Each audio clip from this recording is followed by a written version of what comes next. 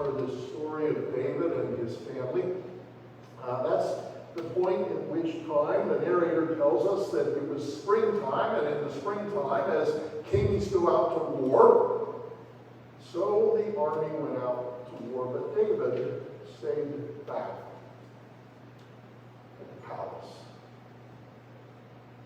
And of course, one day he was taking his stroll across the parapet and along the roof line, and he happened to look out, surveying all of his kingdom. And what did he see? He saw a beautiful young woman named Bathsheba up on the roof of her humble home, taking a bath. The story is, of course, of David in his position of power and authority, who could have anything and anyone that he wanted by command sent for her. She was brought to him.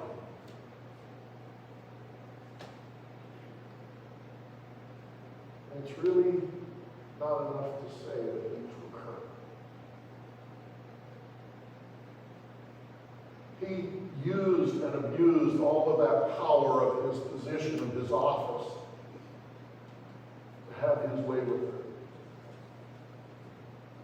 Now, this was a married woman. This was a woman whose husband was serving in David's military and was off at battle at that very moment.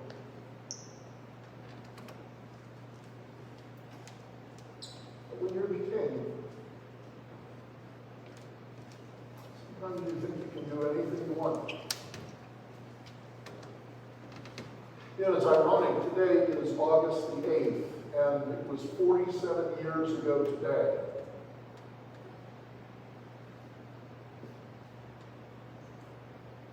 that a president announced his resignation. And we could say that although the details were different, the story was the same, that this was a man whose position and whose power had gone to his head.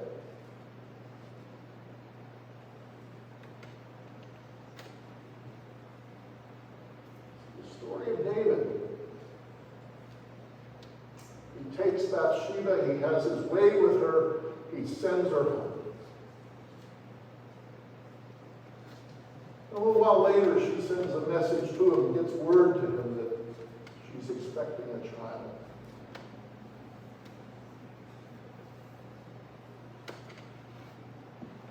And David, now trapped in a position of wanting to somehow maintain that pristine image of a great king, began his own cover-up attempts. He sends to Joab, his commanding officer, who is out doing battle, and asks for Uriah to be sent with word of how the battle is going.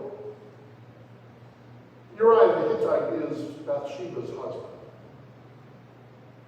Uriah arrives, makes his report, and David thanks him for that and tells him to go home and wash his feet.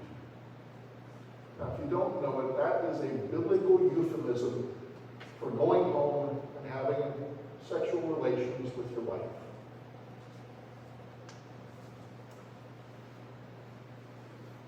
But Uriah is a man of integrity.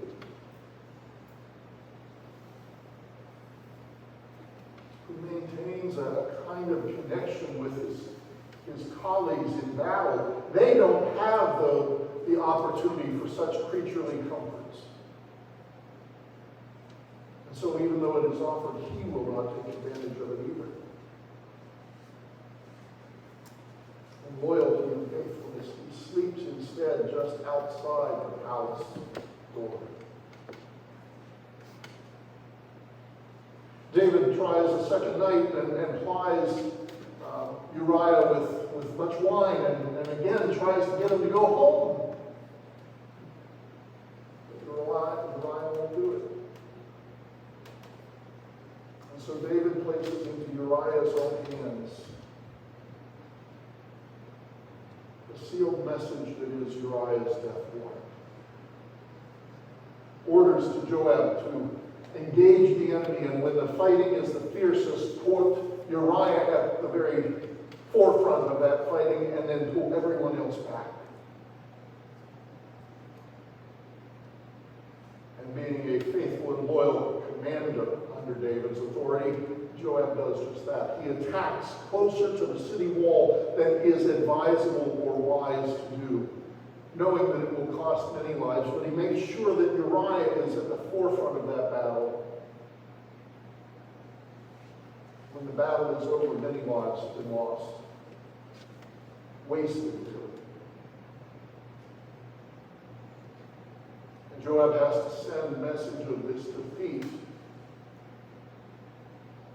to David, but he does so by reminding him that your servant Uriah the Hittite is dead also. And so David thought that he had gotten away with it. And after the appropriate time of morning, David takes Bathsheba into his own palace and makes her another one of his wives.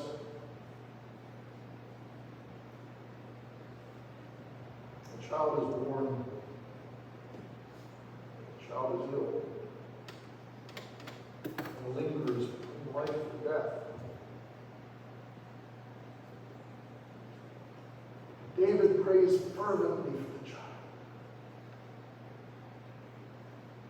Dies.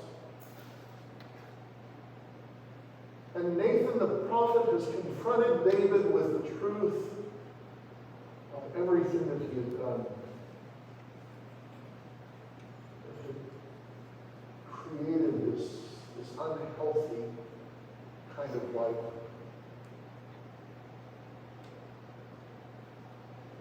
Nathan speaks to David about how David's family from then on is to be filled with this kind of conflict, and it's just never going to be a healthy family.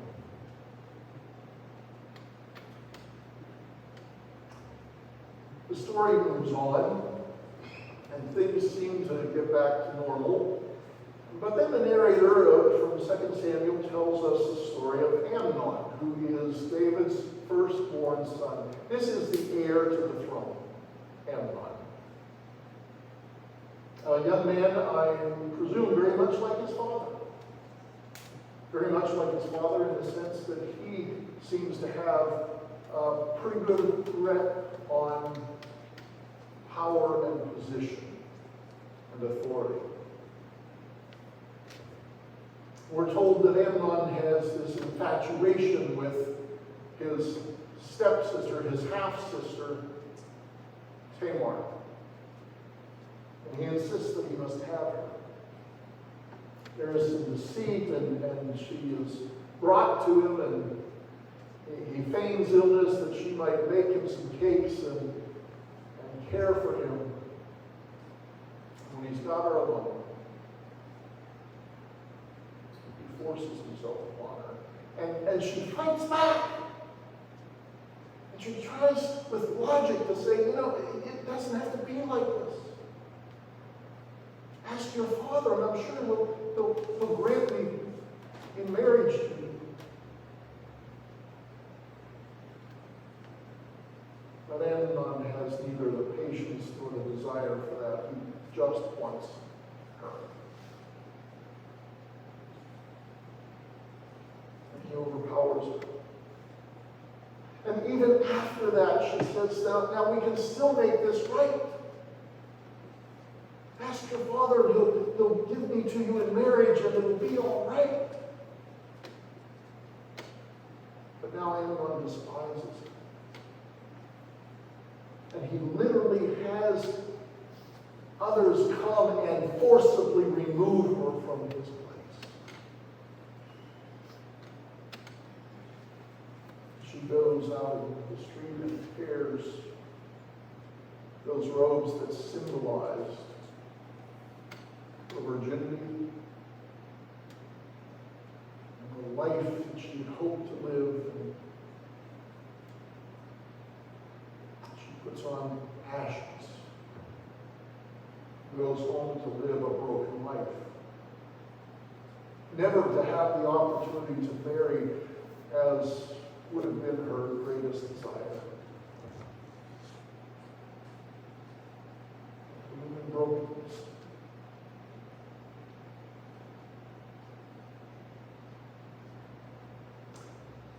And then there's Absalom.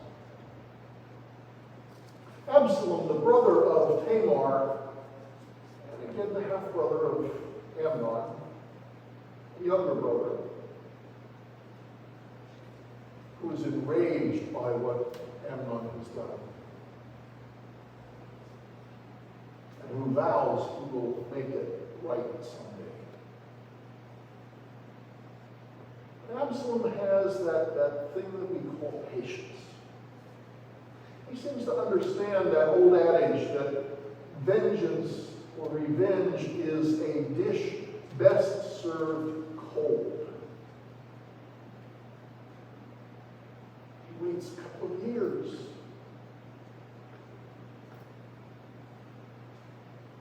One day he throws a party, invites all of his brothers and sisters, all of them, to come to his place and celebrate together. And when Amnon walks in, Absalom murders him in front of everyone. They all run for fear and disgust at what they've just seen. And Amnon now lives as an outsider. David has nothing to do with him, and Absalom, who was this brightest and best, in a sense, kind of the star among all of David's sons, now is tainted with murder.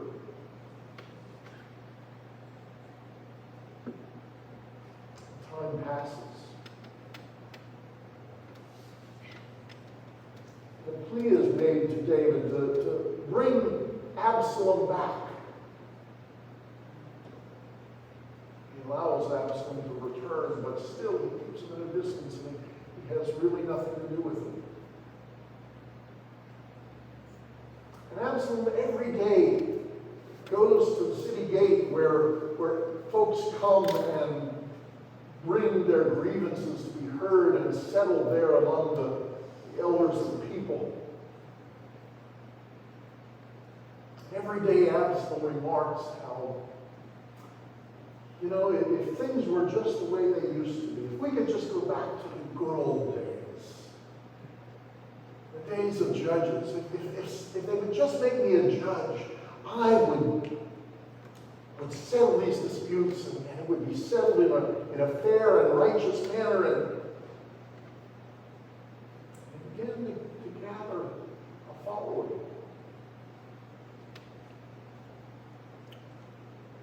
Like politicians who make great promises and speak about the good old days, and they gather their followings, and what they really have in mind is a rebellion.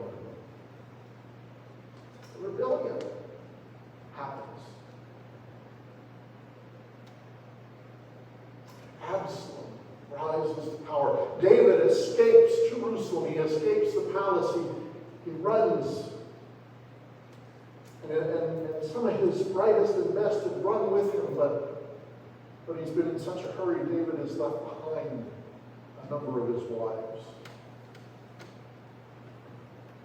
And Absalom comes in and usurps the throne of David, and he usurps the wives of his father David.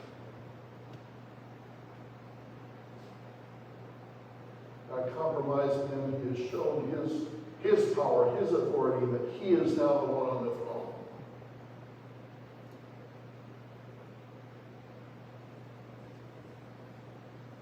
Time goes by, and folks who were loyal to David rally around him. They begin to draw up plans for a battle to retake the kingdom. And Absalom leads his army of Israelites out, these volunteers and conscripts who have come together to support their new king. But David has in his alliance Folks like Joab and Abishai and Ittai. These three great commanders, each of a division. And they make their plans and they set the place for the battle. And while David wants to lead the army himself, his commanders say, no, you're too valuable. You stay back.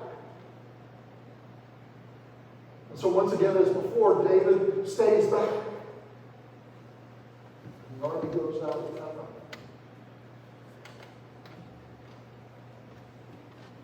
Ron read the story to you.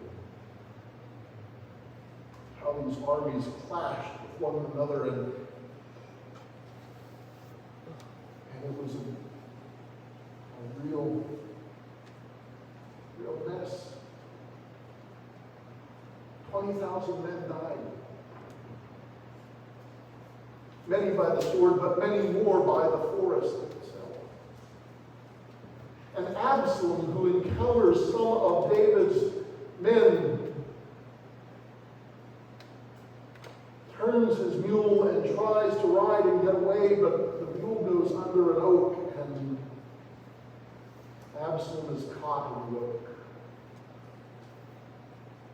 hanging by his head, maybe hanging by his hair, because that was one of his great attributes, this long, beautiful, flowing hair.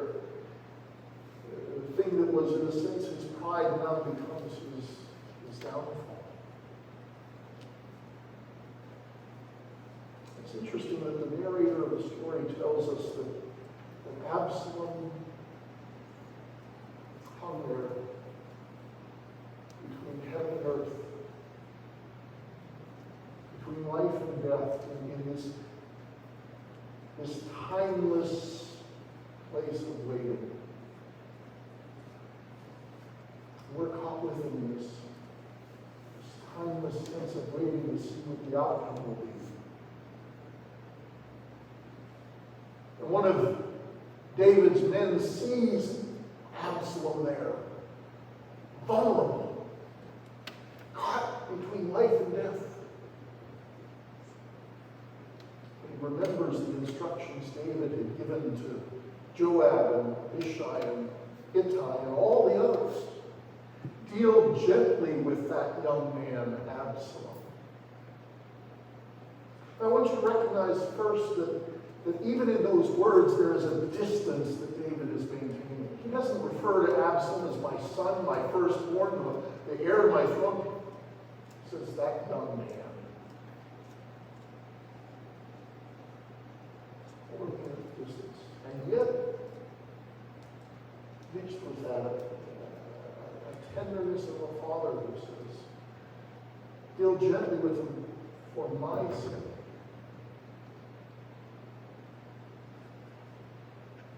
The servant, seeing Absalom caught, goes and reports to Joab. Joab wonders, why didn't you finish him off? I'd have paid you good money for that. That's what we're here for, to end the rebellion, to get rid of those that stand in the way of the right and true king. And Joab, this great commander, goes and does what you would expect someone like Joab to do. Remember, this is the same one who had sent Uriah into the forefront of the fighting. And per his commands had pulled everyone back,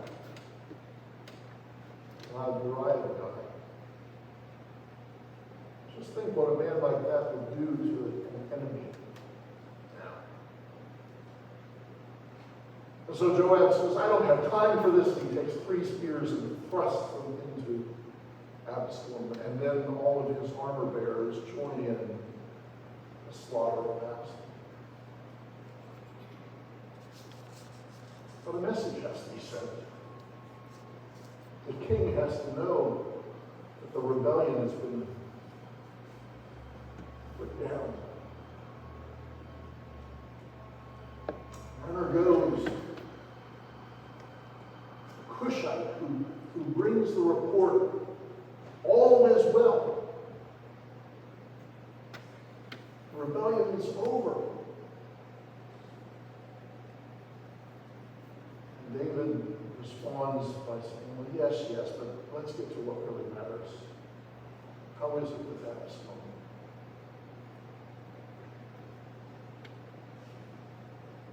And the Cushite says, may it be to all the king's enemies.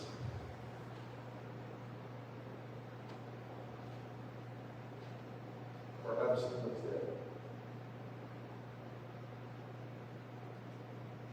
And it is as if in that moment, perhaps for the first time in his life,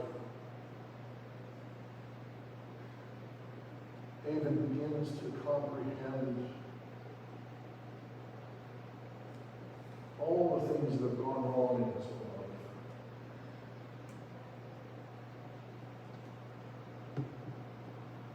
How he had so tightly gripped and held power and used it and abused it, and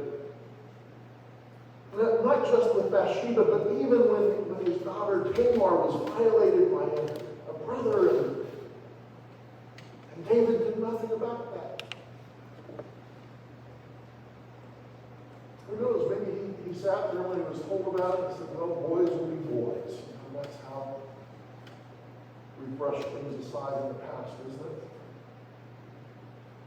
Excusing people's behavior should never be excused. And David did nothing in that situation. And then after Absalom had murdered Amnon, David kind of banished him. And when mercy was asked for, brought him back, but still kept him at a distance.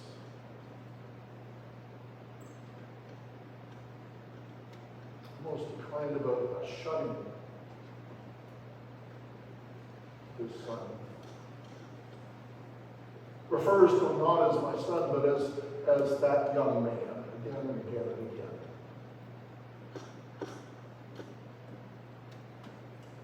But now the weight of the moment, the word of Absalom's death just brings everything crashing in on David. He's reduced to tears as he climbs the steps, the chamber where he can breathe. As he's going up the steps, he's heard to say, oh, Absalom, my son, Absalom, would that I had died instead of you, oh, Absalom, my son, my son. Hear that 3 times he calls him by name, Absalom. 5 times he calls him in relationship. Son.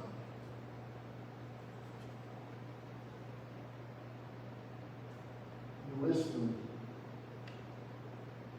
to the words of the psalmist. Wait for the Lord.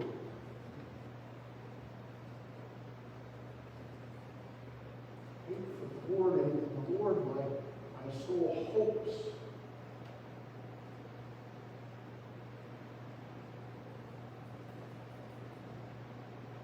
I wonder if those words may have poured out of David at this moment.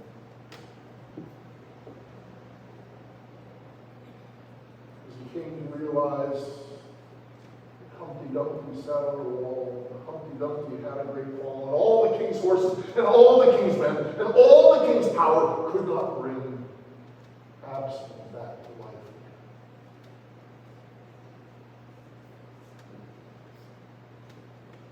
Maybe for the first time in his life, David was truly humbled.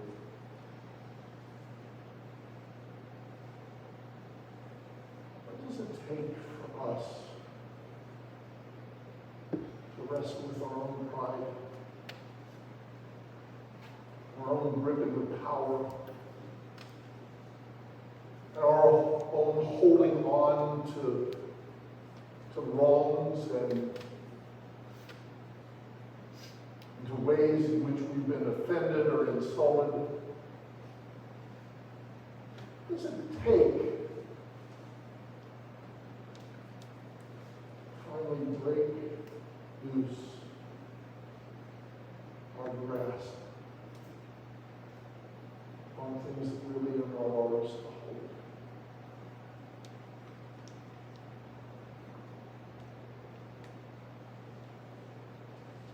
Frederick Buechner reflects on this story and he reminds us that when David says, "Would that I had died instead of my son," he meant it. If David had had the ability to pay the price for Absalom, he would have paid it. If David had within his power the ability to bring Absalom back to life, he would have done it.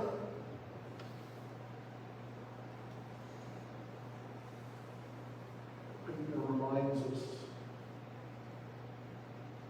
that we will later see that that is a power that belongs only to God.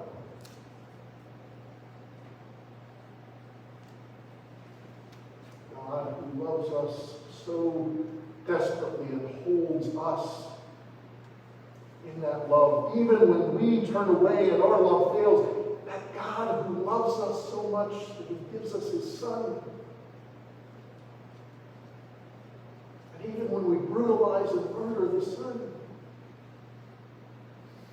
God the Father is a Father who will not stop loving.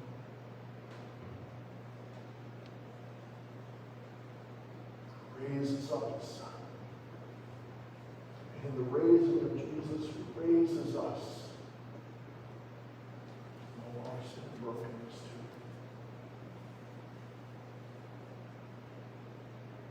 To be raised is to be set free. Free from having to hold on to the vengeance or the anger or the pain. Set free to love, to grieve,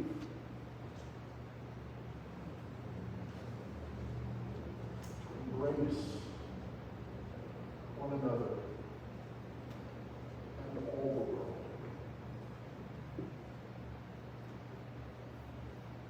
Humpty Dumpty sat on a wall. Humpty Dumpty had a great fall, and all the king's horses and all the king's men couldn't put Humpty together.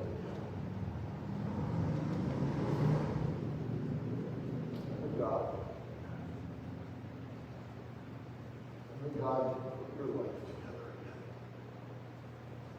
On my life. In the name of the Father, and of the Son, and of the Holy Spirit.